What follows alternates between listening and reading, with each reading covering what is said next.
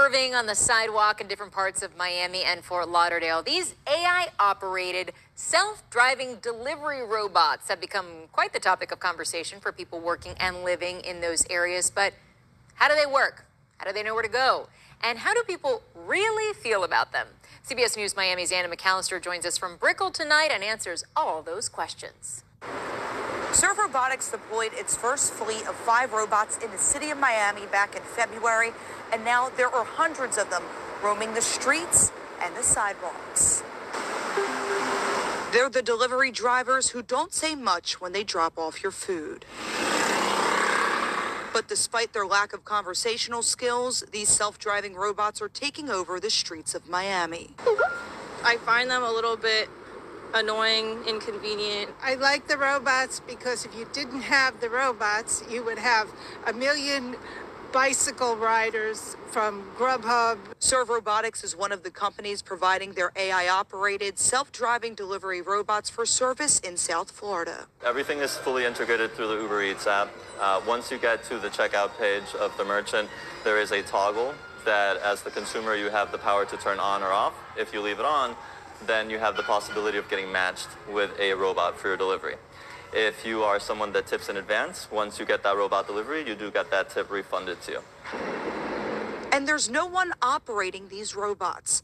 They get around on their own. It is the computer on board, the AI making the driving decisions. So again, it's taking data from all of its different sensors. It's 5 cameras, it's LiDAR. All of these different sensors are providing it that safe path to traverse throughout the city. These robots operate on the sidewalks, can cross streets, and typically travel 3 to 5 miles per hour. They only deliver to places that are no more than 1.25 miles from the restaurant. Merchants like Rice Mediterranean say the robots have boosted their business substantially. It's a lot. More than 100 orders daily. More than 100 daily? Yes. The robot is easy. Don't talk. Give her food and they take the food. Once the merchant loads the food into the robot, the door locks and it's on its way to its destination. The person who orders it gets a notification on the phone to unlock it. You press the button on the robot and then dinner is served. Got my dinner for tonight!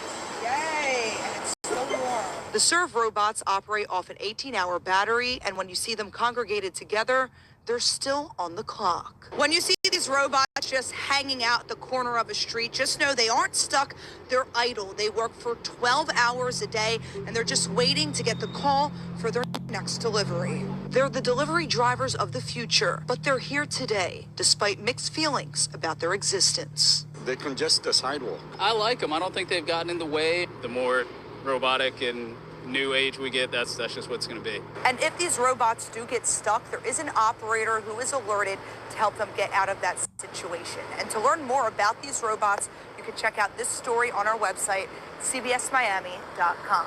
But for now, reporting and delivering from Brickell, Anna McAllister, CBS News, Miami. The skies. You know, and that's going into whenever you read Psalm 18. This is the deliverance that song. This is the deliverance song that King David wrote, man. So he's saying if the Lord came down and pretty much in a chariot, man, he pretty much scattered all his enemies, man. You know, it say he did fly upon a chariot. What does that mean? Flying upon a chariot? Well, he got on the back of an angel, was riding upon the back. No, man, I'm talking about a UFO, a so-called UFO, man. Yeah, God, man.